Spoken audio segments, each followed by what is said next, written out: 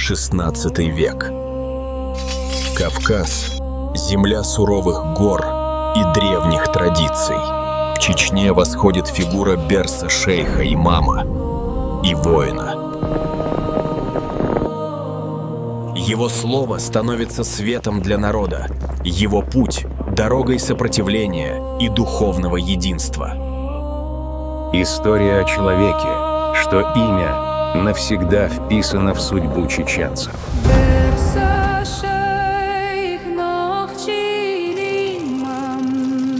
Мой славный народ, я предлагаю вам свет и свободу. Вот это делает нас чеченцами.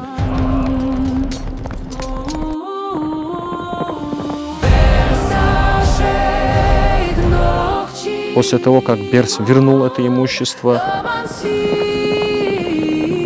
всех не перечислишь, их десятками.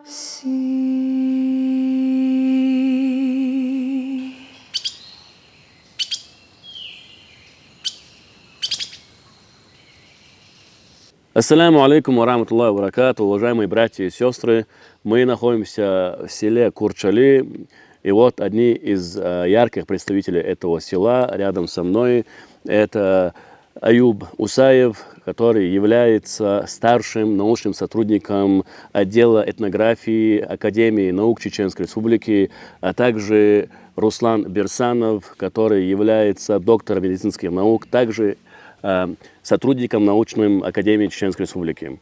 И я бы первый вопрос, Аюб, задал бы тебе, так как мы находимся в селе Курчали. Пожалуйста, расскажи, вот есть несколько версий, именно если мы перейдем к топонимии Чечни, да, вот откуда произошло слово Курчали. Есть несколько версий, спорные моменты, которые рассказывают свои версии некоторые люди. Вот дай точное определение слова Курчали, что это означает?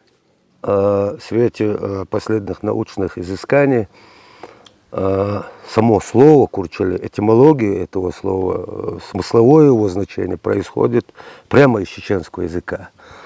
Всем известно слово «кура». Сегодня мы его представляем в нашем сегодняшнем понимании, это гордый гордец. Но буквально 100-200 лет тому назад он имел другое, иное значение. То есть высокородный, самоотверженный. А словообразующий суффикс, который за ним стоит, «ча», у чеченцев это любой ребенок может объяснить. Вот анча, барабанщик, зурманча, ну, флейтист, малонча, лентяй. То есть «че» это указывает на человека непосредственно, а предыдущий корень это его промысел или его занятие какое-то. Исходя из этого, мы пришли к выводу, в том числе меня поддержали ныне покойный профессор Халидов Муса, так его Айсой звали, и автор с десяток монографий по фольклору чеченского и в том числе ингушского языка Мунаев Исмаил. Они как раз-таки пришли к мнению, что кура не в таком смысле, как сегодня мы его воспринимаем, это есть значение самоотверженное, высокородное. А изначально это вообще означает с хуритских языков, с урартийских и так далее, более древним мы копнем, это гора, то есть какая-то возвышенность. Ну, позже, последующие года, под разными значениями это слово нами пользуется. Ну, мы знаем, и река есть такая, Закавказье, Кура, одна из крупных рек, соответственно. И во многих словообразующих словосочетаниях вот это слово сидит. Это раз.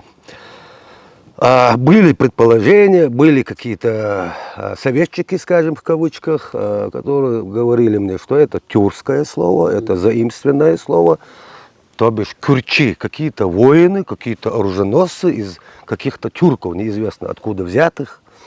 Ну, я им проще объяснил, ссылаясь на какие-то лингвистические правила и на какие-то другие изыскания. Я говорю, есть такое в чеченском языке, есть такое правило, традиция. Если мы заимствовали слово из иного языка, если оно начинается на «к», значит, мы даем там звук «г». То есть казак, газак, кумык, гумки, курбан, гурба, Крим, Гирма, Кубань, Гоба, Кайсу, Гойсе и так далее. Кудалк, гудалк и много чего. Тех же Резало, Руслан, они были с Казани. Вот оттуда и пошло Казань, Газань, Резало, татару мы так таковых, Казанская так и называем. И последняя даже недалекая история, буквально 80 лет тому назад наших предков переселили, как известно, в Среднюю Азию, в том числе Киргизию. Наши старики, вот они, живые даже есть некоторые, они киргизов почему-то называют Гыргзуай. Вот если бы словосочетание кюрчи было бы тюркским, мы были бы гурчи. И гурчалой бы нас называли. Это раз. Это насчет этимологии, насчет значения вот этого слова, этого айконима, так скажем, если с топономической точки зрения сказать.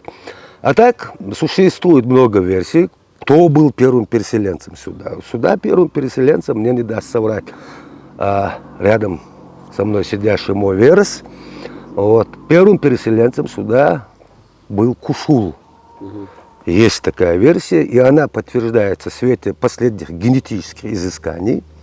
То есть из тайпа Курчалой, из разных ее ветвей, более десятка людей сдали генетический анализ на Y-хромосому, в ходе которого выяснилось, да, соответственно, мой и Руслана Кушул приходится предкам где-то 25-м, по-моему, 26-м.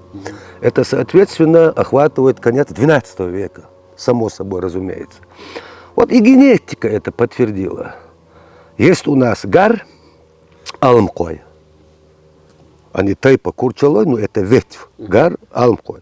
Они вот со мной и с Русланом сидят где-то на стороне, общие предки наши где-то сидят 800-850 лет тому назад.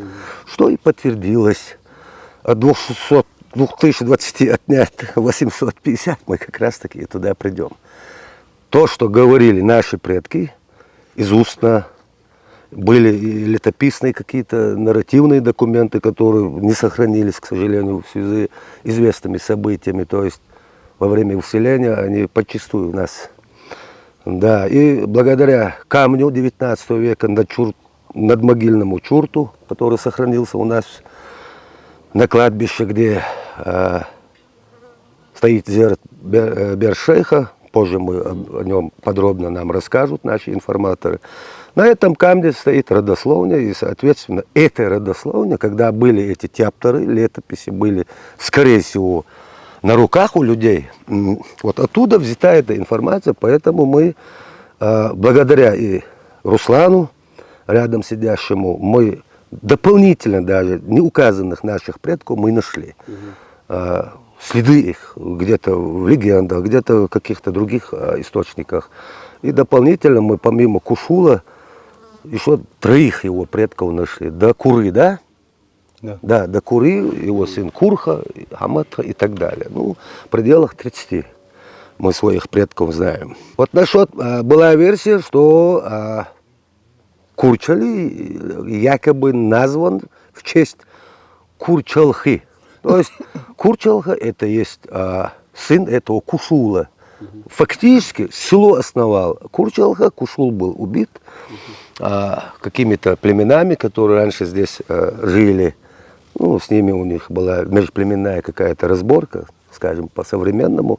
Он был убит, но позже он вернулся, отомстил этим кровникам и поселился, где он сейчас селится. На мой взгляд, со мной многие будут согласны, скорее всего, Курчалха – это его титул. Я более чем уверен, что это титул. При рождении, как у Бершейха, у него было, наверное, другое имя. Если перевести его, если этимологию, если поглубже взглянуть, вот это имя, Курчалха – это стражник, это тамада, или это старшина этого села. Как вы думаете? Наверное, Х. Это дополнительно указывает. Ну, ла, то, что стоит, Курчала, это указывает уже вот этих людей, якобы, скажем, самоотверженных, высокородных людей, поселение это указывает. Ла. Есть понятие, когда мы спрягаем, склоняем чеченские слова по падежам, там оно чан, ченала, да? Хоттала. То есть он указывает на местность, где эти люди живут, якобы эти самоотверженные ребята, которые ради общего дела могут и жизнью своей рискнуть или проиграть ее, как говорится, в бою. Вот как-то так, вкратце. Ну, я думаю, Руслан позже дополнит мою информацию. Он лучше и более ранее, десятки лет раньше, чем я начал этнографией заниматься, этнологией и вообще-то семейным. Началось все с семьи, как говорится. Все начинается с этих легенд, с преданий. Не знать. И вообще я хотел бы некоторым доброжелателям сказать, что почему у вас нету бумажных источников и так далее. Ну, Эти люди не знают одно. Даже при наших современных условиях, когда нормальные условия соблюдаются в каких-то музеях, то есть нормальные условия, одна атмосфера, соответствующая влажность, определенная температура, даже тогда эти бумаги, бумажные носители, они предрасположены к плесени. Нету ни одного в мире документа, который имел бы более 500 лет. Все это переписывается, перелопатывается. Да, а то говорят, что Страбон это написал. Никакой Страбон когда жил, а бумага когда придумана. Даже так. Единственное, то, что на камнях нарисовано, да, это сохранилось. Заильоза, то есть клинопись. На глине писалось, их обжигали, как современный кирпич. Благодаря даже пожарам, мы знаем, да, которые происходили в древности, они сохранились.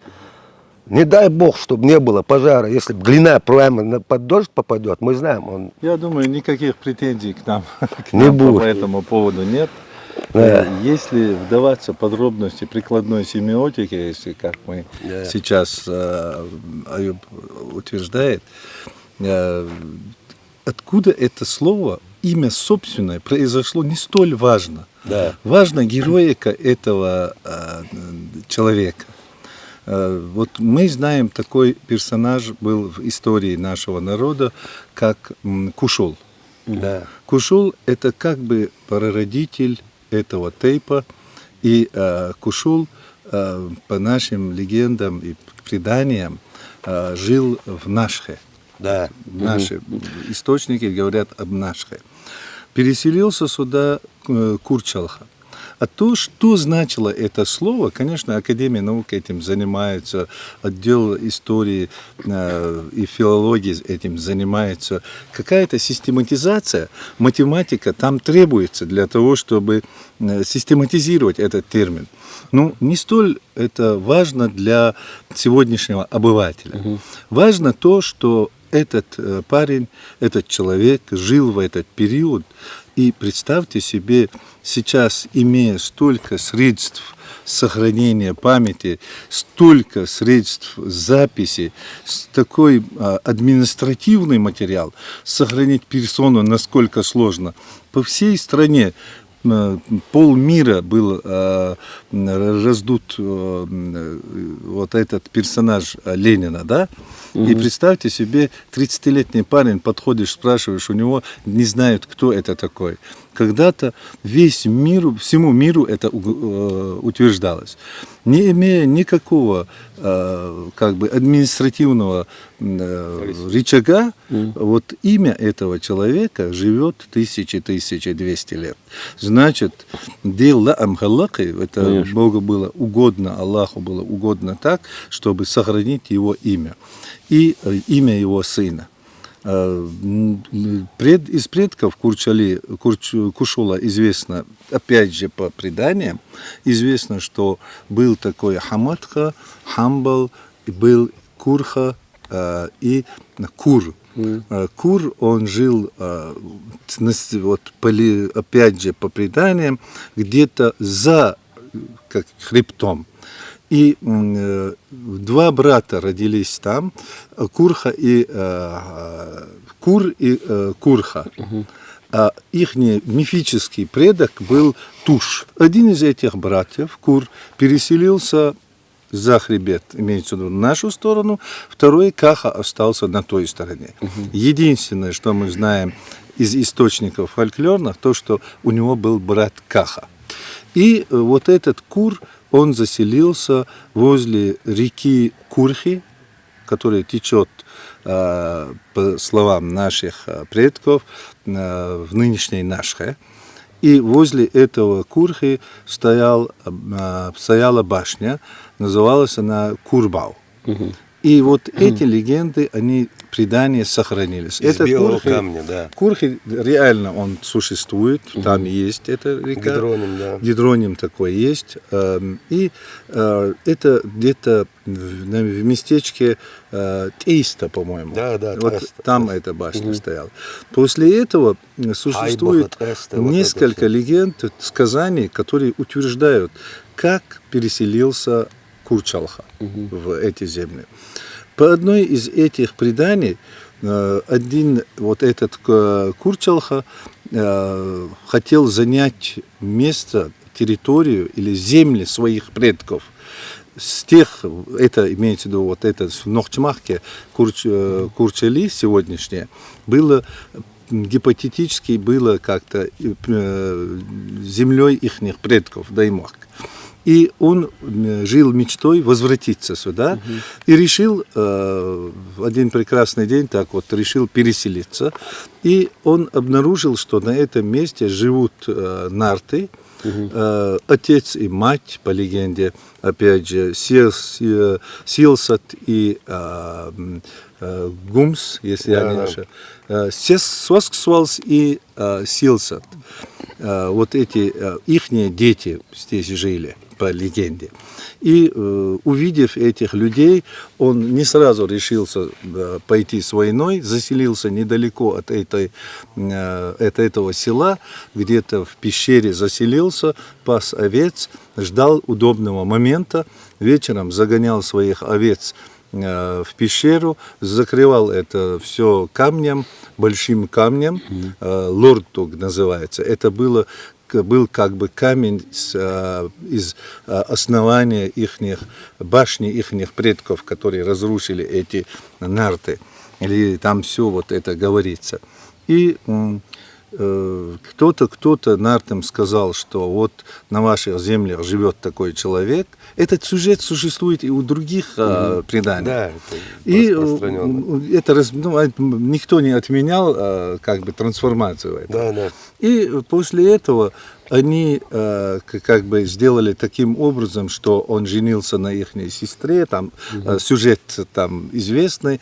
После того предательства, или, как скажем, она сообщила своим братьям, что вот, мол, он ослабился, не может затолкнуть этот камень, вход в пещеру, и в этот момент они на него напали и убили они его. 7 братьев нартов, или по одной из легенд они его убили, по другой они привязали его к дереву. И после этого пошла такая легенда, опять же сказание, что Варамвин кушло Бог, это имеется в виду, что 7 человек убили этого одного Курчалху.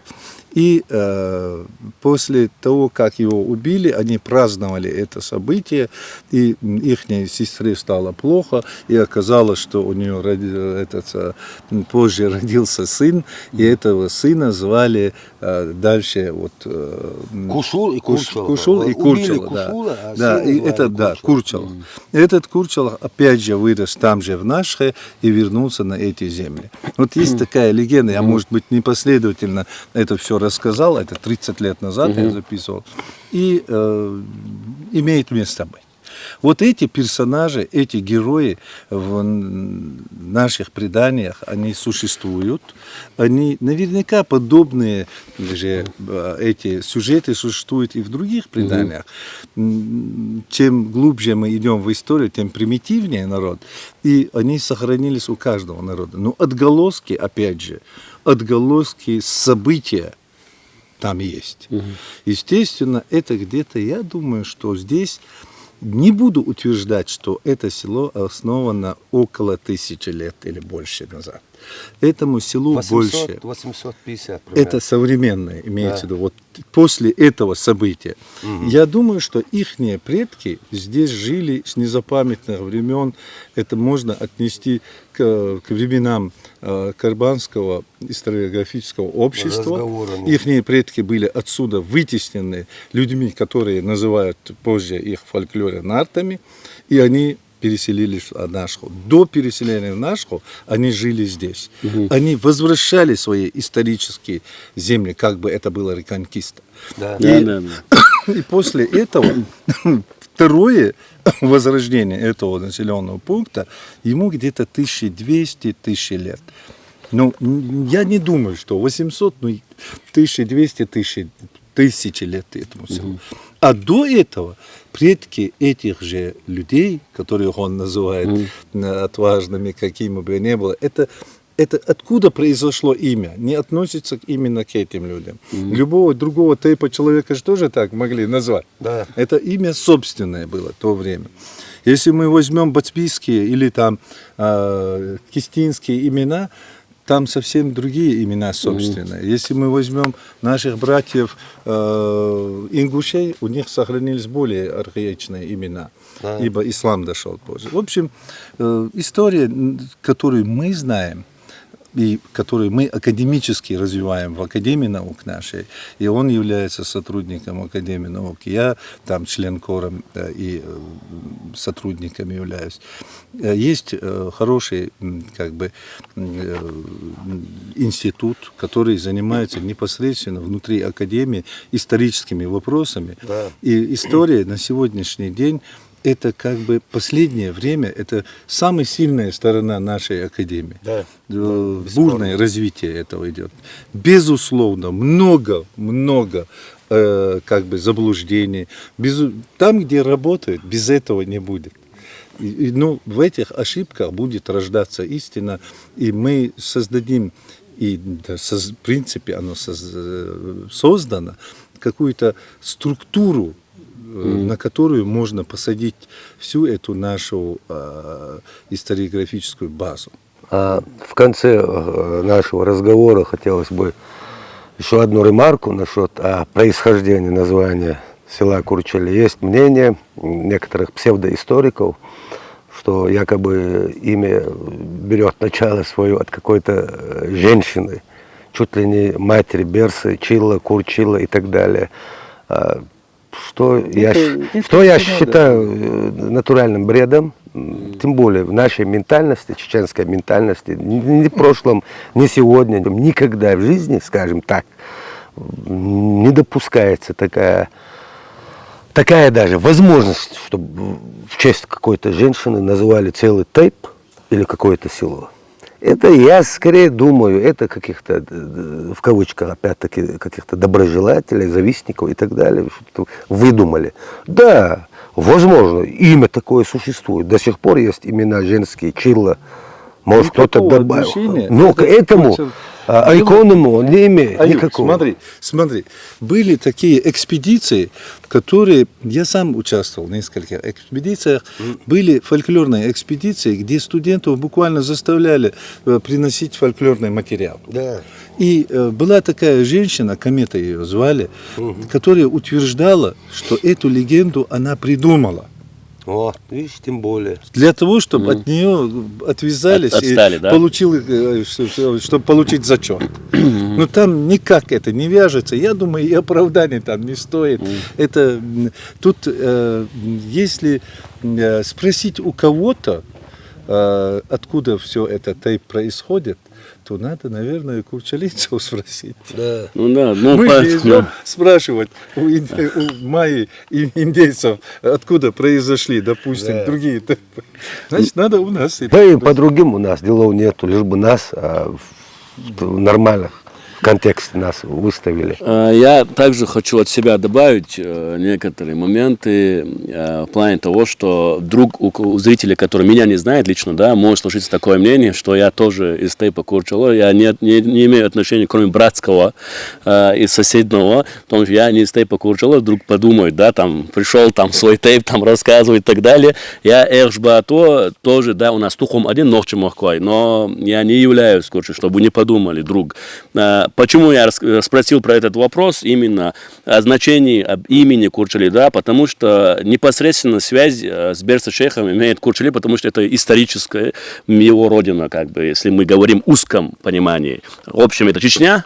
Но в узком понимании этот человек родился тут, и, соответственно, корни его здесь, и поэтому он был из этого тейпа, и поэтому, чтобы иметь общее представление о селе Курчали, о его родине, в узком понимании, я задал этот вопрос. И чтобы у вас было понимание, я тоже не из тейпа Курчали. Так, дальше. Также тут прозвучали некоторые слова, которые, я думаю, придется объясниться людям, которые не знают терминологии. Реконкиста, когда вы сказали, в плане, чтобы период понимали, на что, когда мы отправились, если я буду неправ, вы меня исправите, это времена нашествия Тамерлана, монголов, да, мы... Одна из, да, вот. Да. И мы вернулись уже после того, как они ушли. Это имеется в виду этот период, да? Да. Хорошо. До этого татаро-монгольский был период, до этого гуннов, кого только не было здесь, кому не лень. То, что татаро-монголия и монгольское нашествие было. Всегда эта земля была под нашествием. Давайте сначала закончим с тейповым вопросом. Мы вообще... Сидя здесь в Курчалове, мы проводим исторический, как бы, экскурс, все это разговор, не обсуждение тейпа. Тейп – это одна из составляющих нашей нации, и мы обсуждаем персоны, больше персоны. Эта персона, это герой принадлежит нашему народу. Это такой уровень, когда вообще нет необходимости называть даже о его происхождении. Это уровень национальный. Если даже... я еще больше сказал бы, это уровень всех мусульманских умы. Да. И мы просто сегодня, просто задача, где он родился, и как все произошло. Да. То, что касаемо вот этого переселения и нашествий, это не то, что мы все думаем сразу о втором тысячелетии. Мы думаем о периоде кочевников. Это ордынцы, да, вот эти. До ордынцев, после ордынцев был Тамерлан, имеется в виду монгол. А дома были монголы, до монголов были хазары, во время хазаров и до были аланы, ранние аланы, поздние, там, средние. Гунны, готы. Потом гунны, готы, мёты, скифы, сарматы, много нашествий. Сколько истории знает кочевые народы, все они мимо нас не проходили. Мы сохранились не благодаря какой-либо из этих народов, из этих культур. Вот есть салтово-маецкая культура. Да? Мы не сохранились. Есть народы, которые сохранились благодаря этим культурам. В частности, наши соседи, даже язык ираноязычный. Мы сохранились вопреки. Да. Я думаю, что народ, который получил такую прививку, он способен жить и пережить и многие другие государства и империи. Много что пройдет в этом мире. Ну, я думаю, что наша культура, наш народ, наша самобытность, она способна пережить еще очень много кочевников, всяких нашествий. Все-таки эти земли никогда не были как бы без притязаний. И всегда будут. Это плодородная, это добротная земля нам досталась не подарком. Мы тоже, в свою очередь, во время переселения народов с Междуречья, наверняка его очень дорого заплатили за него. Наверняка с каменного периода каменный век закончился не потому, что камни закончились. Закончились, да. Каменный, просто он пережил свое существование. Во Нашли время замену. первого заселения, история говорит о нескольких 8-12 тысячах лет, это были, может быть, не наши народы, были другие народы. Вот их, которые пошли за ними, когда освободился Кавказ от ледников, пошли вот эти народы, которым принадлежат кавказские каменные, неолитические культуры, такие как Хунг-1, Хунг-2 и многие другие. А после пошли неолитические культуры, меднокаменные культуры. После меднокаменных бронзовые культуры, после них железные культуры. Все культуры на стыке перемешивались. Одни культуры завоевывали другие. Вот наверняка, уверен, что эта земля нам досталась не подарком. Мы тоже его отвоевали. Ну, значит, нам есть за что и дальше бороться, за что и дальше держаться. Следующий вопрос, Аюб, у меня будет тебе. Мы определили, что если мы говорим про современную историю, имеется в виду, это Курчали, это 800-850 лет. Примерно. Да?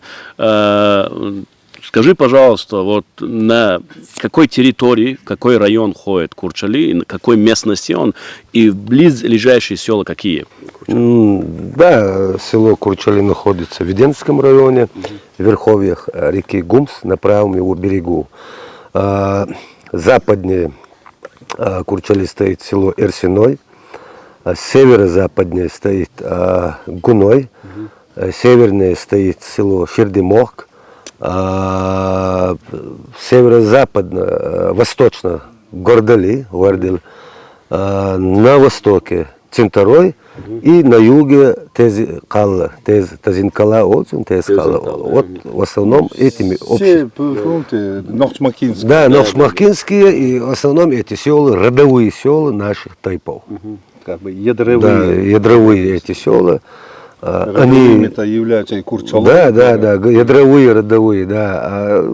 Как Руслан говорил, они испокон веков, из незапамятных времен эти земли были обитаемы, что подтверждается ископаемыми захоронениями на территории всего Нахшмохка, в частности, и у нас в селе имеются несколько курганов.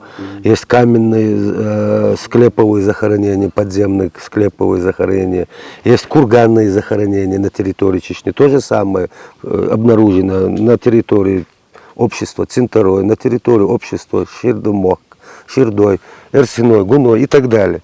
Поэтому, да, возможно, эти племена нам были враждебными, некоторые из них, некоторые были нашими предками, но это в руках археологов, соответствующие должны быть проведены исследования, чтобы не быть голословным. Ну, дальше Не посмотрим. факт, что эти культуры существовали отдельно здесь, находясь здесь. Дело в том, что, допустим, если мы возьмем Алан, нельзя утверждать, что это была пришлая культура. То, что я ношу сегодня европейскую одежду, это не значит, что я немец или бельгиец. Просто это была культура. Может быть, мы какие-то влияния, они на нас влияли. Это были варваризированные племена, которые пришли на нашествие. Мы, как оседлая культура, более цивилизованная культура, на них влияли. Естественно, они культурализировались, мы варваризировались в какой-то степени. Вот это перемещение было. То, что, возможно, все, что здесь находятся, атрибуты и всякие артефакты скифской, сарматской, аланской, там, хазарской, кабанской это истина наша. Да. Вот это ираноязычные культуры, которые здесь мы считаем специфичные вещи, которые мы находим, возможно, им и не принадлежали. Возможно, это принадлежали нашим предкам. Сейчас, если эти машины зарыть на своих местах, это же не значит, что Volkswagen мы находим здесь Германия была. Чеченский, это здесь чеченцы жили, просто ездили на этих машинах. А в то время лошадь и всякие сбруи, это были те же тюнинги, те же элементы, как сегодня. Они Вот этот поезд, все это. Вот это было период культур. Это, возможно, не факт, что они здесь промысляли. Может быть, это была просто культурная экспансия. Да. Может быть, какие-то нас завоевывали. Мы же тоже проигрывали, как люди. Может, мы выигрывали и перенимали у них вот эти воинские атрибуты. Все на уровне личной, личного примера, доблести. И врагов же уважали за смелость и за отвагу. Никто это не отменял. Ну, один из ярких примеров, то, что мы переняли некоторые моменты, да, из других культур. Например, имена Чингисхан, Тамерлан у нас тоже, принципе, это же не чеченские имена. В фольклоре они не всегда отрицательные персонажи. Да. Головорезы Бакланова мы знаем. Генерал такой был. В честь него тоже Бакалу, Баклан. Имена есть. Это головорез, натуральный террорист. Если выразиться современным языком, он целые семьи вырезал. Даже минировал, пока он уезжал оттуда. А сохранившиеся дома, сакли и каменные печи он минировал. Аюб, позже мы расскажем про Берса Шейха. Я уже взял, да, интервью у Руслана и у Амина Тисаева. Они расскажут про Берса Шейха. Вот у тебя я хотел бы спросить, помимо Берса Шейха, известные деятели, герои, жители Курчали? Поскольку нам известно так таковых, если сказать о религиозных деятелях, начиная, скажем, 18 века, 19 века и последующих годов, Руслан здесь, он тоже в курсе, их более десятки. Есть люди, есть проповедники, в смысле суфисты, вот они имеют на себе, почитаемые суфисты, основатели вирдов и каких-то течений, эвлия. Вот, их более 10. Ну, таких, скажем, более таких, среди них же бывают и более знаменитые, более значимые. Это, скажем, Ахматук Хадж из Шами юрта. Так, он же сын Наиба северокавказского имамата Батак. Он был сыном Наиба. Наиба Шамиля имеется в виду. Да, Наиба Шамиля, Батак в юности в одном из сражений, по стычке, ран умер. Вот. А Ахматук Хадж, мы знаем, известный суфист нахшбандийского течения. У него стоит зерт в селе Шами-Юрт. Соответственно, есть у него мюриды, поклонники и последователи его вирда. Они в основном живут в Ачой-Мартанском районе и так далее. Есть часть их в Дагестане живут, некоторые в Гудурмесском районе. Это раз. Другой был такой потомок где-то от Бершейха, если посчитать, где-то в 4-м колене, Амар Молла. Его в некоторых источниках Умар Хаджи зовут. Амар Молла родился, по всей вероятности, по дошедшим до нас информации, через наших предков, родился в селе Нижний Курчали по просьбе хуторов, тогда вокруг Шали было много хуторов, не скажу сам, там, вот Шали лично, из шалинцев кто-то, его позвали на имамство, он там был имамом и кадием, и в эпоху, скажем, восстания, освободительного восстания шейх Мансура, он где-то там, про него уже есть несколько слов. Это тот, извиняюсь, это тот Умар Хаджи, который был еще и переводчиком. Да, Амар Молла, да, Амар Молла. Я тоже про него читал, да. Амар Молла. Он на тот период был имамом и кадием этого села, это раз. Период мы знаем, вот этот период недолго длился, вероломно, как говорится, шейх Мансура пленили, Амар Молла остался у себя там же, в селе. 1786 по 1791 год. Да, 5-й и так далее. Вот, он же остался там дальше и жил, и позже, мы знаем, появляется второй имам, Тайми Бибулат. Он как раз-таки его опять-таки привлекает вот свое освободительное движение. Есть факты, даже есть записи, есть статьи про это, что он был кадием в его войсках. На тот период сам Тайми Бибулат был старшиной села Шали. Как говорится, Амар Мулла раз. Он предсмертной своей записке сказал, что вокруг него там крыши не строили, чтобы зерты, там эти мазарты, чтобы не строили. Вот. Это раз. Потом его сын Мустапшейх был. Он же был мюридом, учеником Ташухаджи Саясановского.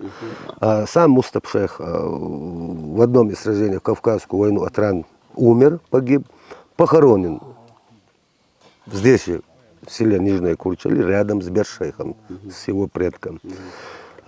У Мушепа было то же самое, дальше продолжим. Было два сына, один Ибрагим Хаджи Гойтинский, известная личность во время гражданской войны, революции. И его брат был Мухаммад Шейх Хаджи. То же самое. Вот они были одни из таких богословов, которые известны и в Чечне, и за пределами. Вот. Несколько суфиев похоронено на территории Дагестана. Есть суфи Эвлия, который похоронен в селе Алхан-Юрт. Есть шатуи даже. Есть шатуи.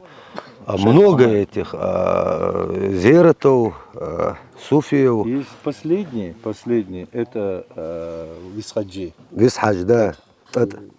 Он тоже из тайпа Курчалой, но он прямым наследником. Разницы нету, но он из тайпа Курчалой. Шейх Ахмад же тоже был этим алмаковецем. Да, и есть другой, который похоронен в Турции, сейчас я его имя забыл, это Дахтукаевых последователь.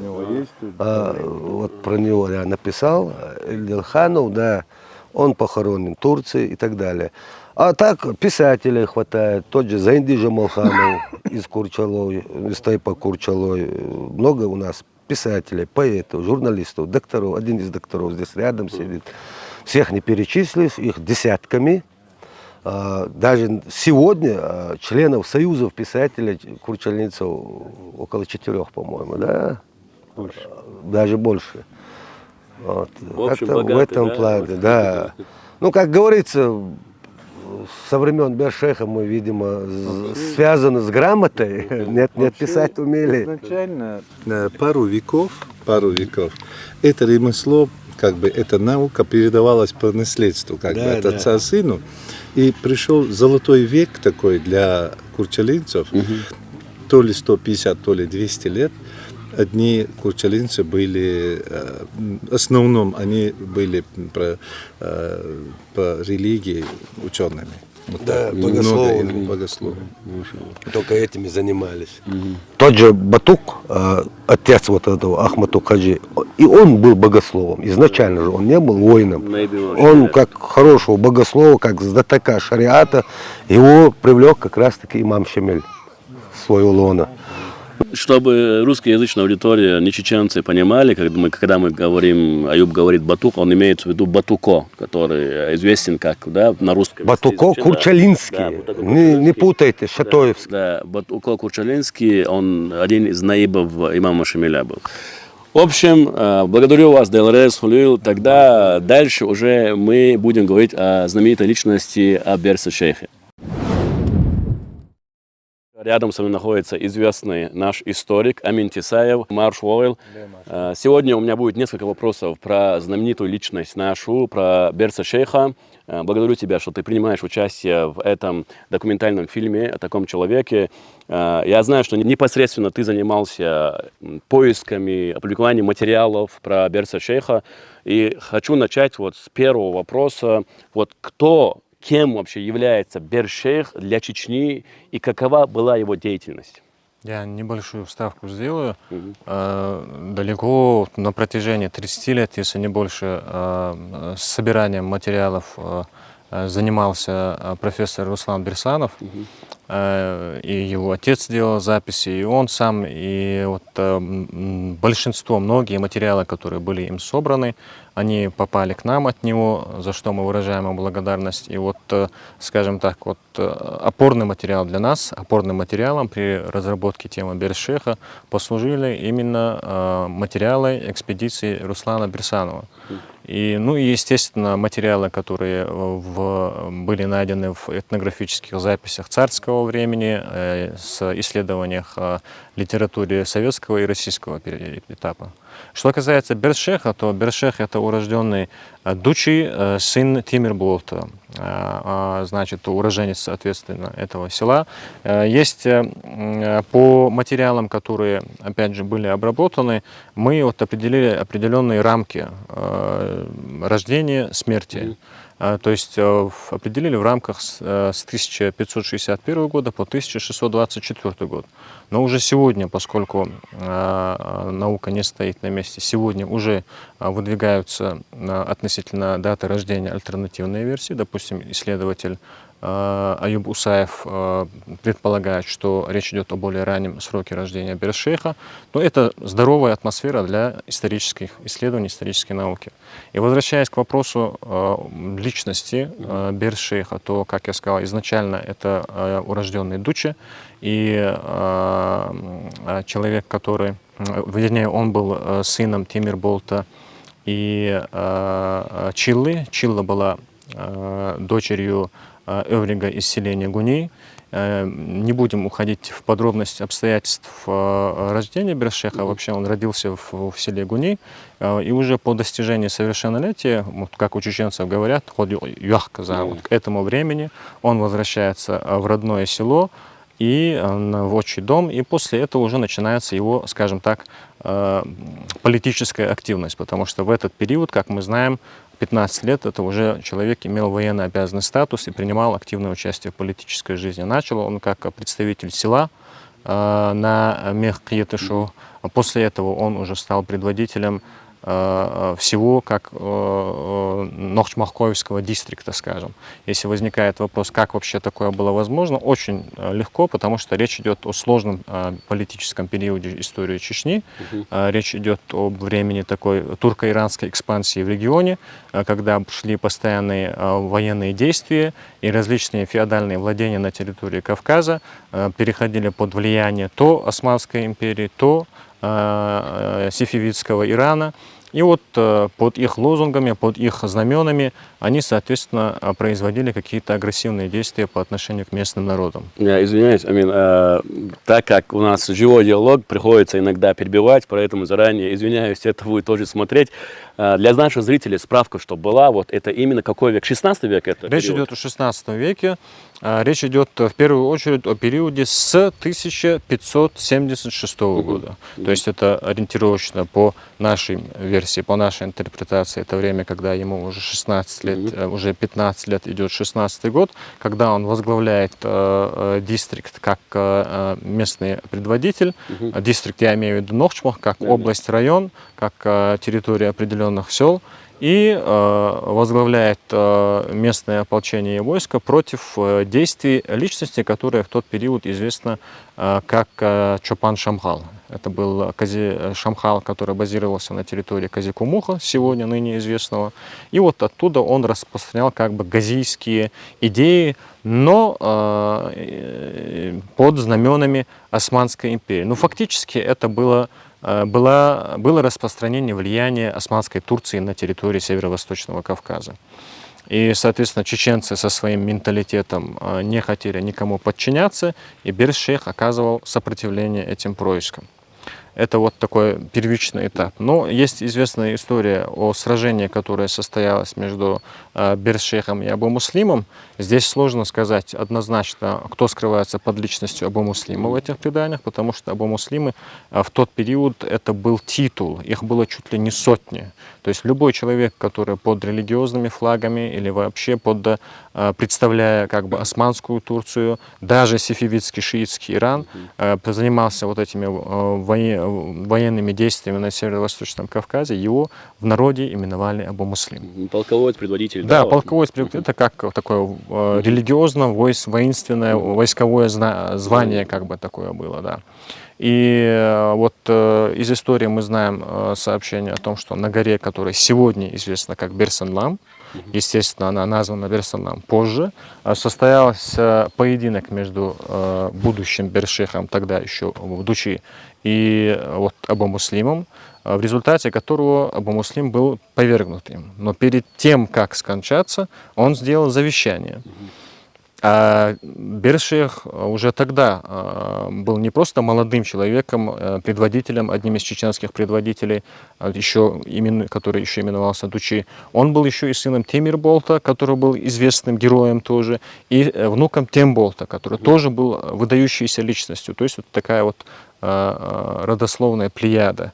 И соответственно, скорее всего, уже зная и о происхождении, и о самих личных качествах Дучи, да и, наверное, как чеченцы говорят, садак долуша, Абу Муслим перед тем, как испустить дух, сделал завещание своему войску, что, вернее, даже перед тем, как начался поединок между ними, он завещал, в том случае, если победит Абу Муслим, то есть он сам победит, то мы передадим тело Дучи и отдадим родственникам, то есть чтобы все это было очень красиво и комплементарно выглядело. И в том случае, если победит Дучи и проиграет Абу Муслим, никто не должен будет его трогать. И все вот это вот имущество, речь шла о скоте нохчмахкоевцев, которое в качестве трофея было отогнано вот этим вот казикомухским войском, что этот скот будет вместе с Бершейхом, что они будут отпущены. Вообще, если погрузиться в атмосферу того времени, это такое дикое средневековье, когда рыцарские какие-то проявления только, скажем так, в каких-то ситуативных только ситуациях возникали. То есть, и вот этот вот жест, который был совершен Абу Муслимом до поединка, и после того, как он скончался, то, что это завещание Абу Муслим шейха было выполнено вот этим вот его войском, и то, что они не нарушили его слово после того, как он скончался. А помимо этого он завещал войску, чтобы в том случае, если Дучи примет на себя миссию, которая была возложена на Абу Муслима, то есть он предвидел и это, он завещал также своему войску, чтобы оно признало его в качестве имама-предводителя, и после этого получается, что Берс должен был стать имамом, если к нему примкнут чеченцы, и, соответственно, тавлинцев и казикумовцев, которые пришли вместе с Абу Муслимом. Вот под впечатлением всех этих событий, после того, как Абу Муслим был повержен Бершейхом, после того, как он испустил дух, после того, как его войско выполнило завещание, отпустило Берса вместе с имуществом нохчмахкоевским, после того, как Берс вернул это имущество на хребте Белохтойдук, вот он уснул, и вот считается, что во сне как бы произошла церемония его посвящения. То есть он вдохновился, и, безусловно, этому предшествовали и многие другие события. Во сне ему вручен был меч, и был вручен Коран. То есть это такой символ того, что, что он будет нести ислам, то есть и будет призывать добрым словом людей, но если люди не будут покоряться, то он поднимет меч. Ну, альхамдулиллах, если говорить о нохчмахке, то к счастью, именно да'ават, именно призыв Бершейха, он имел огромный успех. Амин, вот если мы берем нохчмах, да, чтобы было понятно, опять же, для зрителей, вот на тот момент, когда, да, Дучи, да, в то время, пока он не стал Берса-шейхом, то есть в период поединка с этим Абу Муслимом, на тот момент он был представителем нохчмахка, как мехкда мы называем, да, или он был просто как один из полководцев там, может быть? Он был именно как местный мехкда, то есть мехкда не уровня всего чеченского мохка, а мехкда нохчмахкоевского уровня. Округ, да, поэтому некоторые исследователи пишут, что вот в Мехкхидшу, как национальное собрание, в нем была такая группа Мехкдаи, имея в виду, что у нас это как локальные Мехкдаи, то есть областные Мехкдаи, а уже во главе всех остальных ставился, как мы знаем, соответственно, общий Мехкда, которым таки впоследствии и стал Бершейх. То есть на тот момент, как ты отметил, на тот момент он именно областной, нохчмахкоевский предводитель Мехкда. Ну как, руководитель, с сегодняшним языком говоря, руководитель административного округа, как бы, глава района. Да, определенной точки Чеченской Республики. Хорошо.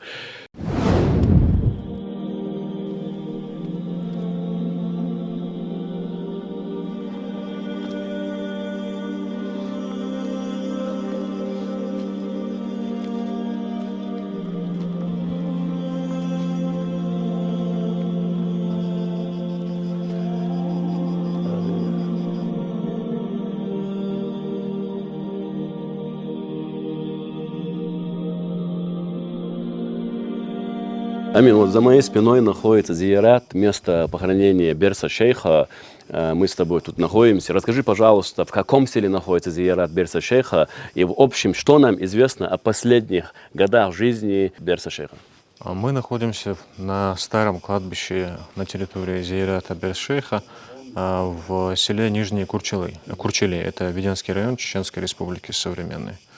Что касается последних годов деятельности Берс-Шейха, то на самом деле об этом периоде, последняя четверть, скажем, это последняя четверть 17 века, то есть по тем данным, которые у нас есть, мы указываем дату кончины 1624 год. И как раз таки вот за вот эту вот первую четверть 17 века нам мало что известно, хотя в последних наших наработках, которые готовятся к изданию, есть некоторые у нас замечания по 1618-19 годам по его деятельности. Мы еще готовим к изданию этот материал.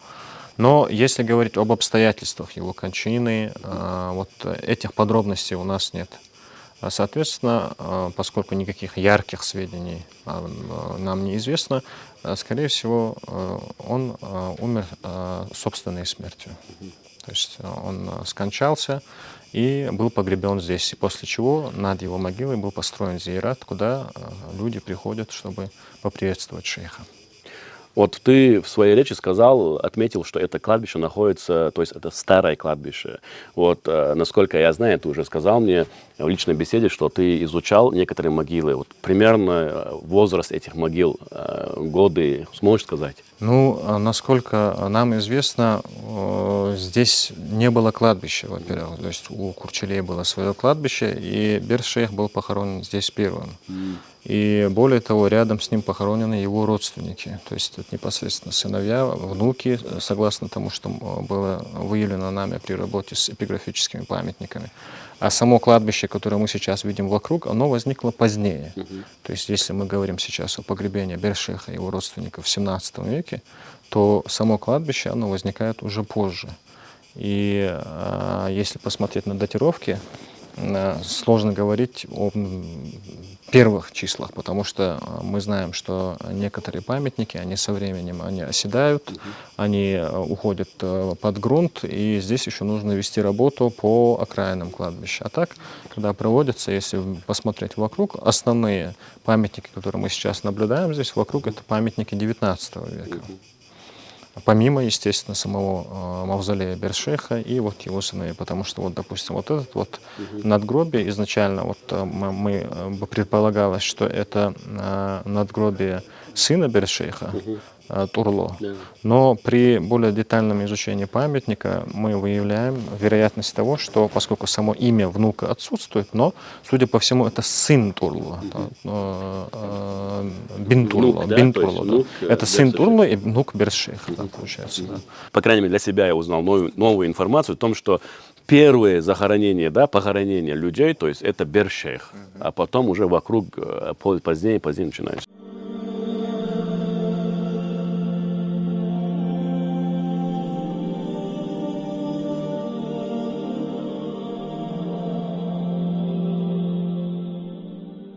Хочу вам представить следующего нашего участника. Это прямой потомок Берса-Шейха Руслан Берсанов. Он непосредственно занимался исследовательской работой и занимается по этой теме. А также он является доктором медицинских наук, членом Академии наук. Я рад тебя приветствовать, Руслан. Первый вопрос будет заключаться в том, что мы находимся с тобой в мечети, да, это уже вход в мечеть. Вот, как я услышал от жителей этого села, что этой мечети, то есть 16 века она существует. Вот, можешь ли ты рассказать одну из историй про эту мечеть, возникновение этой мечети? Это было времена Берса-Шейха. Приблизительно по той информации, которую мы имеем от старожил, от устного творчества, которые нам передавали свои предки, эта мечеть была построена вторым после Бельготоевской мечети. Бельготоевская мечеть чуть меньше этого была построена 1591 году. Исходя из академических сегодняшних данных и по тем записям, которые вел Ахмед Сулейманов. Значит, были люди-исследователи, которые утверждали, что он и его информаторы ошиблись в своих датах где-то от 13 до 17 лет. Они как бы сократили этот период. Ибо переход от григорианского, мусульманской к григорианской была ошибка. И из-за этого это могло быть не 1591 год, а где-то 1570 какой-то. И это реально, эта версия имеет место быть. Значит, по поводу этой мечети, она построена где-то, если уж верить той информации, которая существует академически, это 592 или 3 год она была запущена. В таком виде она просуществовала 400 лет и застала его советская власть, когда превратили эту мечеть в какие-то государственные организации. И здесь все как бы каменное сохранилось, но прихода не было. Позже, в 90-х годах, жители села, и в частности активные жители Медиловы, по-моему, восстановили эту мечеть, и жители села восстановили эту мечеть, и немного достроили, как бы она опустилась, фундамент просел, по-моему, его подняли на несколько, там, на какой-то сантиметров, и вот так вот подняли. И в нулевых годах накрыли его штукатуркой, вот эти древние камни были штукатурены, и была проведена вот эта обработка. Мы вот в этом году полностью изменили его облик, возвратили ему прежний вид, полностью сбили эту штукатурку, сняли все, вот, новодел, весь новодел, и восстановили его в былой, как бы, былом дизайне. Вот наши предки, как его заложили, так он есть. Но с учетом того, что он был надстроен чуть-чуть немного, наверняка он изначально был просел, и вот примерно вот такой же он и был. Минарета там здесь не было, был минарет буквально над мембрем, и высоких минаретов тогда не было. Вот он по датировке имеем такие исходные данные. В общем, 16 век, как я понял, да? Это 16 век. Руслан, ты непосредственно занимаешься историей Берса-шейха. Вот, ты являешься прямым потомком. Вот в истории, наверное, немало случаев, когда прямой потомок, да, он интересуется, конечно, своей историей. Но бывают такие случаи, когда человек является прямым потомком, но он оставляет и документы, и истории, дает другим людям, да, заниматься этим. Но ты сам решил, выбрал этот путь, непосредственно заниматься историей своего предка. Вот, расскажи, пожалуйста, как ты пришел к этому? Вот, как начинался твой путь изучения истории Берса-шейха? Выбора как бы такого не было. Это были семейные как бы предания, и под этими преданиями мы все росли. Все вот люди, которые живут в Нижнем Курчале, они являются в основном потомками Берс-шейха. И у каждого в семье, в каждых семьях, в каждых группах, в каждом селе, где мы переселялись позже, вот эти семейные поверья, семейные вот предания, они сохранялись. Я, в отличие от многих, наверное, записывал это все. Где-то 32 вот таких легенд, в частности, я записал их. Записал больше, сохранилось где-то 32. И эти материалы я в свое время передал в Академию наук работникам, и они были использованы в научном обороте. Соответствующие специалисты фольклора и истории сделали на основании этих данных, которые дошли до нас устным творчеством, сделали определенные выводы. Я сам не историк, я профессор университета по медицине, член Кора Академии наук, занимаюсь медицинской наукой, ну и параллельно интересовался, как потомок Берсановых, интересовался историей. Вот и вот эти записи, они пригодились. Некоторые записи сохранил мой отец, Селим Берсанов, некоторые я сам записывал. И потом это все превратилось как бы не то чтобы хобби, а более профессионально. Паспортизировал я эти все данные, и до сих пор все эти записи существуют, некоторые утеряны. В частности, у бацпийцев я записывал легенду, как смелый парень Дуча, он описывается там как отрицательный герой, ибо они сами являются христианами, и что их нашествие Дучи заставило их спуститься с каких-то гор в другое место. Это несколько легенд, они не сохранились, но планируем восстановить их. Экспедиция сейчас будет в район проживания бацпийцев. Я думаю, что эта легенда где-то сохранилась еще. То есть у нас, как я правильно понял, продолжаются исследовательские работы по теме, по изучению героя Берса-шейха, да? И дальше они ведутся. Конечно, конечно. Больше делается в плане анализа деятельности Берс-шейха. В частности, введенные Берс-шейхом новообразования, какие-то законы и жилищные, большей части санитарные, жилищные условия, нормы, они до сих пор, аж до последних времен существовали и работали. Вот просеивание вот этих культур, муки и других культур, это тоже было в свое время введено. Была такая вот гипотеза, что все заболевания начинаются от червей, которым заражаются эти злаки. И вот это сито, все было в те годы завезено, привели специалистов, и, соответственно, это все тоже его заслуга. Также является его заслугой то, что вот сапатка мы называем, до. Он его заставил наших людей поднять на ноги, чтобы мыши не доставали, чтобы грызуны там не заносили заболевания. Также и по поводу забоя скота. Много вот таких норм было введено им. И в устном творчестве все это сохранилось. Для меня, вот, несомненно, ну, для многих чеченцев, я думаю, тоже он является не только с места Курчали, да, в общем, герой для Курчали и так далее, но не только для чеченцев, но он является героем всей мусульманской уммы. Это масштаб личности большой, потому что человек, который распространял ислам и призывал людей, которые, да, были во времена джахилии, отошли от религии, этот человек является общим героем, без всяких сомнений, общим героем всех мусульман.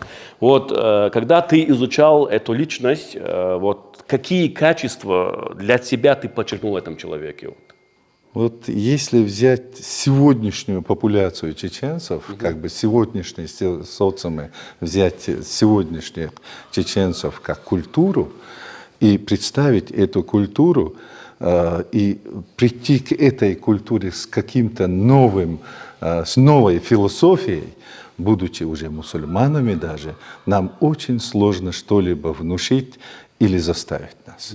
Все наши войны, все наши споры с соседними, с другими народами были не из-за территории, а из-за модуля мышления, особого модуля мышления, особого, как бы, особой философии.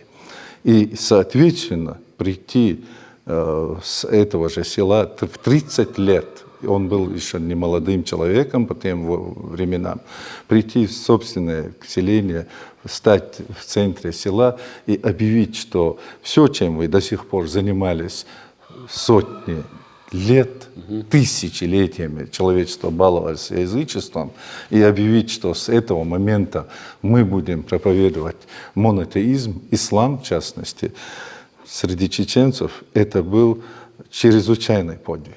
И это было явление, особое явление. Если посмотреть на соседние народы, ислам там был навеян как бы больше силой. Если посмотреть на историю чеченцев, в частности, через призму деятельности Бер-шейха, то наш ислам, он был генерирован изнутри. Вот это именно внутренняя генерация позволила нам принять его без особых войн и сопротивления. В принципе, изменение философии и так созрела философия для того, вот те верования, которые были до ислама, они были уже устаревшими для сознания чеченцев. Он пришел в свое время, это был человек эпохи, и, естественно, он использовал эту эпоху. Это была личность, которого, наверное, это было серьезным везением для нашего народа, и нам не пришлось навязывать ислам через силу. И он утвердил его словом. Я хотел бы обсудить с тобой момент Северный Нагорный Дагестан, когда он выехал за пределы, да, туда поехал обучаться. Вот несколько версий идут. Вот для себя уточнить я хотел бы, также для зрителей, чтобы ты дал информацию, так как давно занимаешься историей Берса-шейха. Вот скажи, пожалуйста, у чеченцев был же обычай тоже, да, они отдавали своих детей на обучение в медресе за пределами и так далее, и в школы отдавали. Как мы знаем, истории к нам отдавали ближайшие соседи, как Александр Сергеевич Пушкин в своей поэме «Тазид» описывает, да, что один человек отдал кабардинца, ну, адыги, кабардинцы, черкесы, это один народ, вот, отдал адыгца, и тот воспитал его, да, чтобы он сделал из него храброго чеченца, там пишет Пушкин в этой поэме, вот. Так, вопрос в следующем. Сколько было лет, когда Берс-шейх отправился в Северный Нагорный Дагестан? И кто его туда отправил? Есть версия, что Бер-шейх в истории любого народа, семьи, вот, человека происходят разные события, которые в разных периодах жизни у него бывают успехи, бывают падения, и бывают, как бы, он может содержать семью, сложно бывает, многие перипетии жизни. Был такой период, когда из одной легенды следует, что он был отдан как бы подмастерьем или истопником в медресе. Тогда не было понятия четких границ, и Нагорный Дагестан это не было ничем чужим, что Чечня, что Дагестан это были примерно одни народы, близкие народы. И он работал, будучи молодым человеком, ну, мальчиком, истопником в медресе. И находясь там, работая там истопником, считается, будучи способным человеком, он, не будучи мусульманином, усвоил весь Коран. Есть такая версия. Есть вторая, и той же версии говорится, что этот его юнус-шейх, по-моему, да, его руководитель, взял его и повез в Дербент к какому-то большому ученому для того, чтобы показать его. И этот шейх сказал, что вот если твоя мать разрешит, и мы без его разрешения не можем, ты не находишься в мусульманстве, и если ты примешь ислам, мы займемся дальше обучением. Это одна из версий. Вторая версия есть, ну, как ученый я могу только апеллировать, хотя фольклорный материал это довольно-таки ненадежный материал в как бы единственном своем источнике. Ну, хоть какой-то материал это есть. Вторая версия гласит, что он ислам и знания ислама к нему пришли сами по себе. Третья версия гласит, что он где-то обучил с буквам и, будучи способным человеком, научился читать.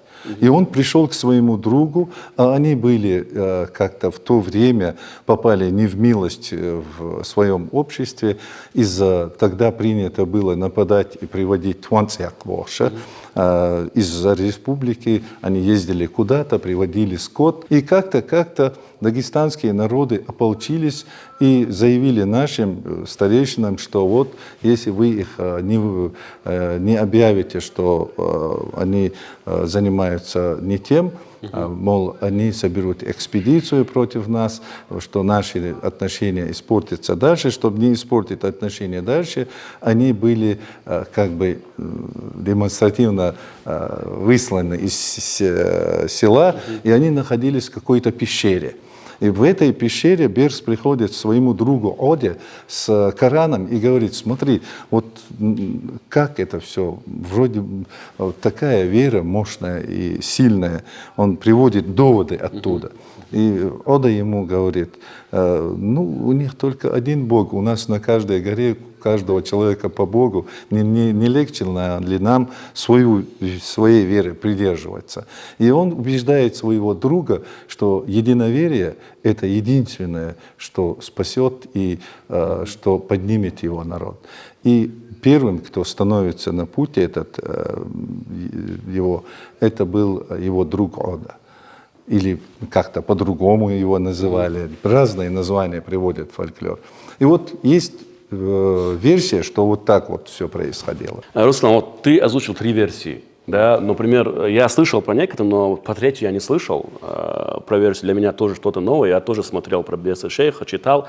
Вот из 3 версий ближе тебе какая? Ближе то, что он обучался. То, что он обучался. Да, это академическая версия.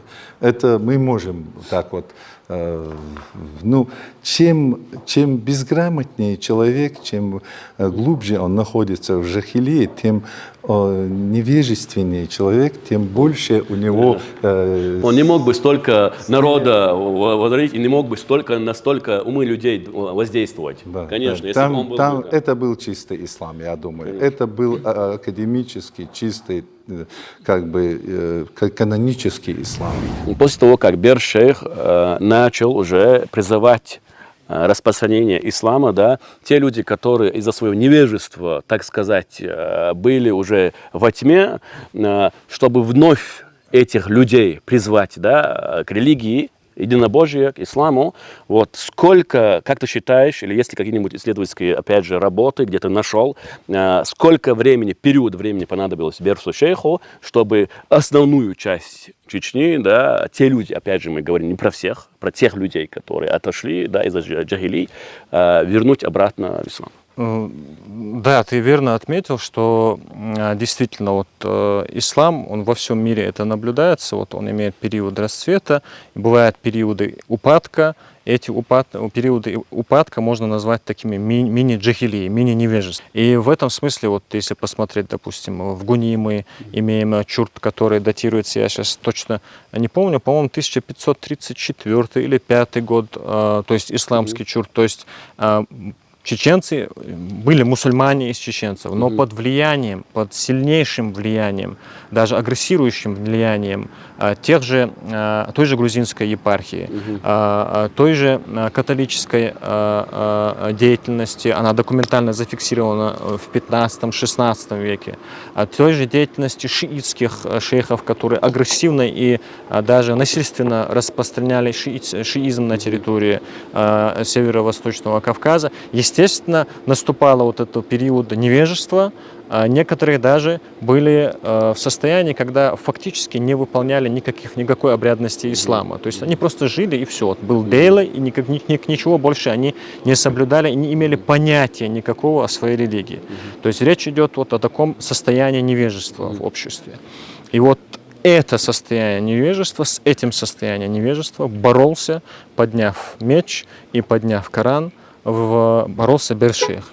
И вот если говорить об пике деятельности Берс Шейха на территории, значит, Нохчмахка, то речь идет, вот, грубо говоря, вот если считать с 1570, условно, 7 года, 77-78 года, вот эта деятельность на протяжении от 7 до 14 лет даже, вот так, может быть, растянулась, потому что ему оказывали сильнейшее сопротивление люди, которые имели свои интересы, а чеченцы были пассионарны всегда, А пассионарный народ, он интересует соседей и как рекруты, и как территория распространения шелковых путей, то есть контроль торговых вот этих магистралей. То есть было много интересов, было много держав, которые имели свои интересы. Это и Россия, и русское царство, с которым у чеченцев была очень тесная связь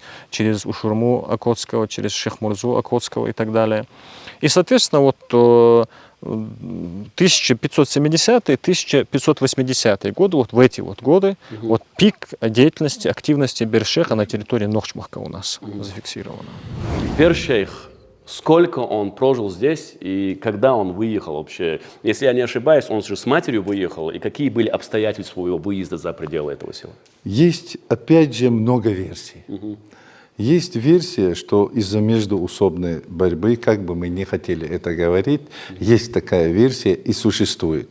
Чем больше мы будем его отрицать, допустим, после 500 лет или 450 лет мы будем утверждать о каких-то юридических аспектах этого вопроса, это будет несправедливо.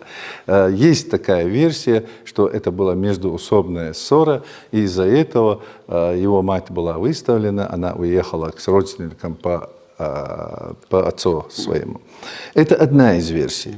Есть вторая версия, то, что после падения Алматы Курчалойское общество понесли самые серьезные потери.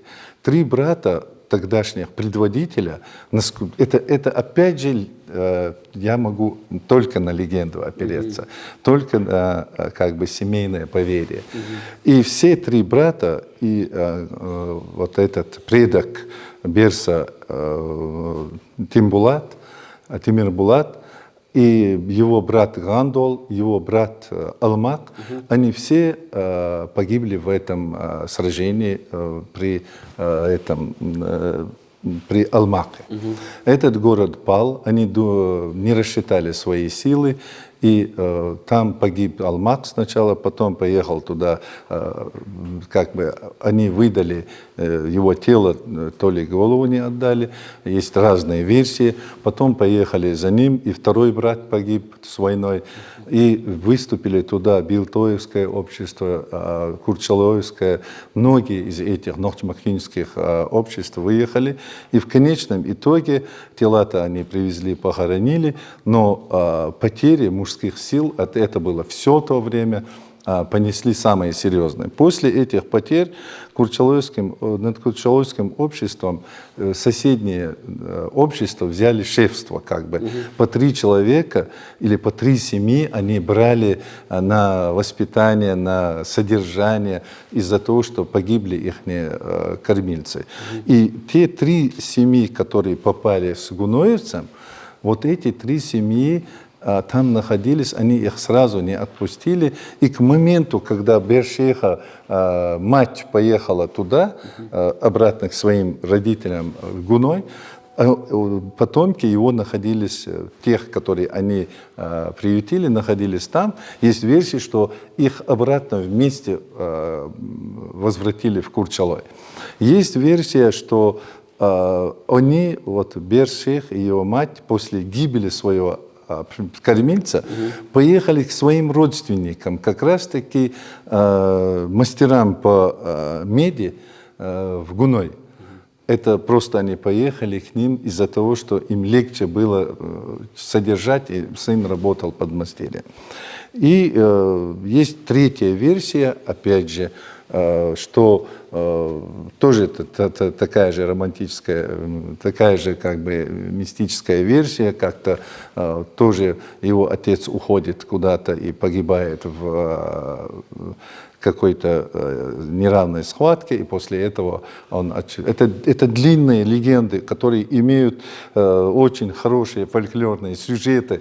Я думаю, что не из-за семейных споров или из-за внутриусобных негод они попали туда. Я все-таки думаю, что у них там были родственники, и легче было там какой-то период жизни там вырастить сына. Вот так вот. По финансовой части. Да, тогда так содержание. делают и в современное время, и многие матери, оставаясь единственными кормильцами, забирают сына. И это было нормальным явлением. 15 лет он возвращается в это село и живет дальше.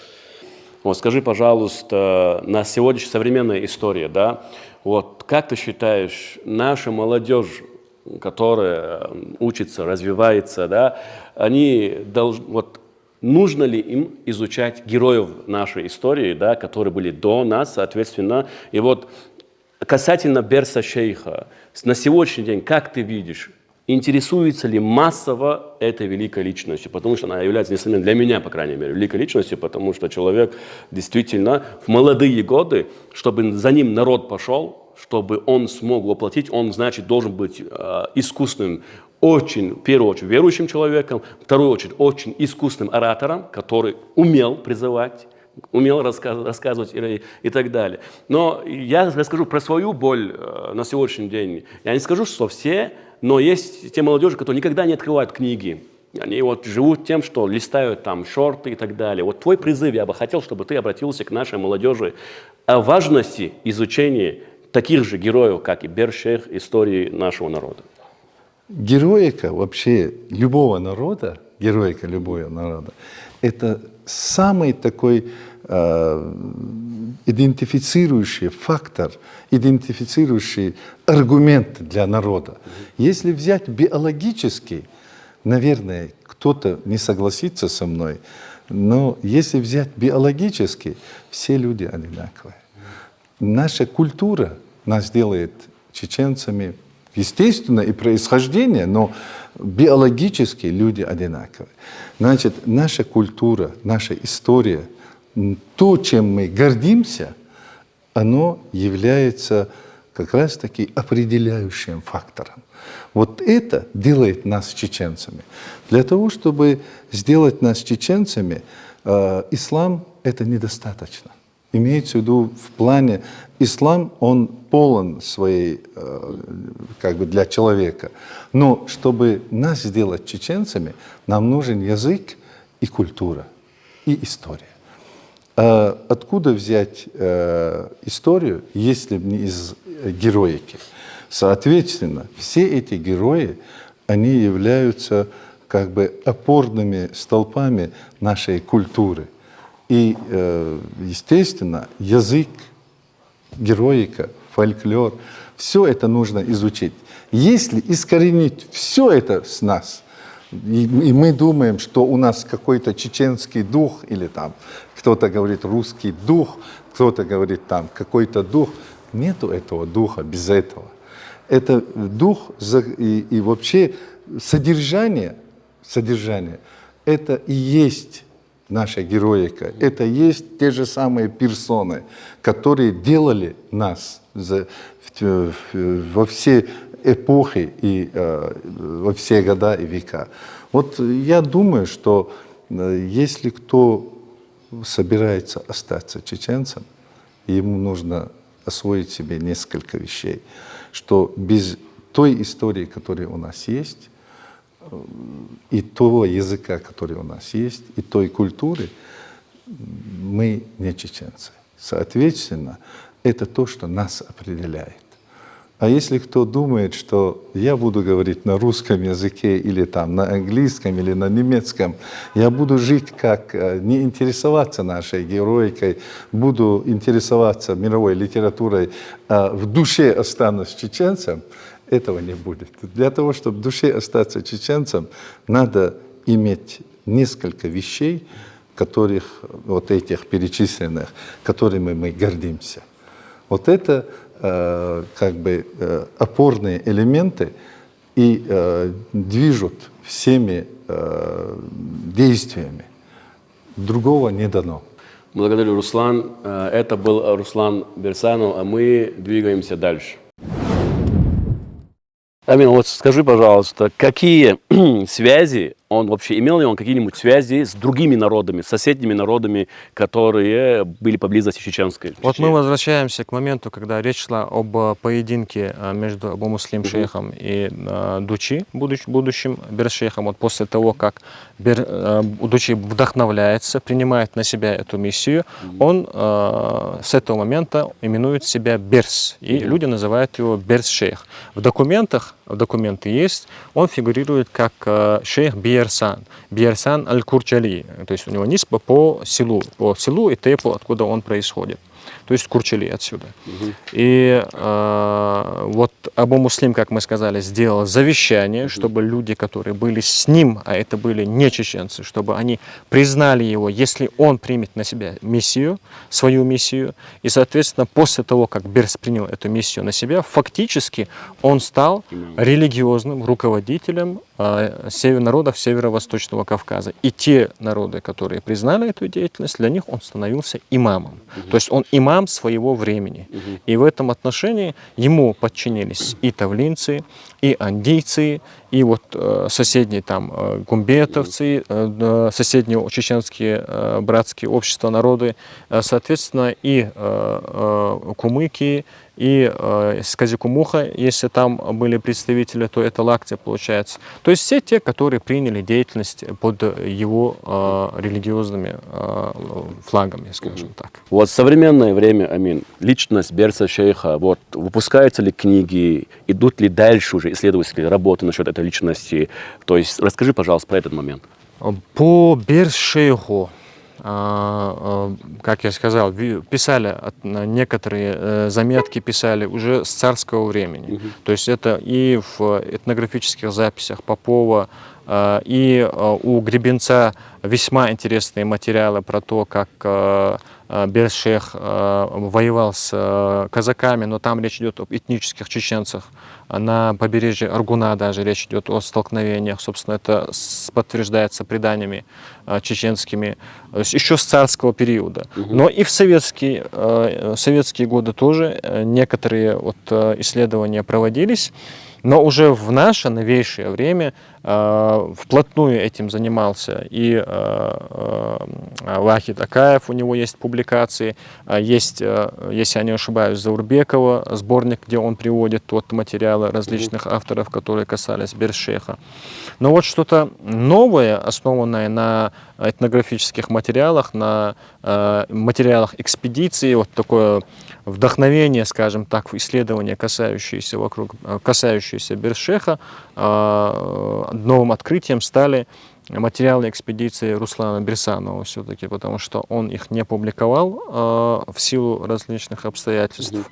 Но после того, как эти материалы были изданы, они были изданы в сборнике под общим названием «Тарих Берсан», значит, это стало таким новым веянием, как бы. И да, в наше время, вот сейчас из самих курчилоевцев очень активную работу, и тоже все новые и новые сведения относительно и Берс-шейха, и относительно его тейпа, значит, привносит в науку Аюб Усаев. То есть наука не стоит на месте. А, кстати говоря, дагестанские исследователи приходили, вернее, не приходили, а исследовали эпиграфический памятник, то есть чурт, который здесь находится, значит, переводили его, свои предположения выдвигали относительно и датировок, относительно и этнической принадлежности, но имеют право. Как бы то ни было, эта личность привлекает интерес не только чеченцев, но и всех, кто занимается историей Северо-Восточного Кавказа. Все, Деларесу, Амин, да, Диконс Бекон,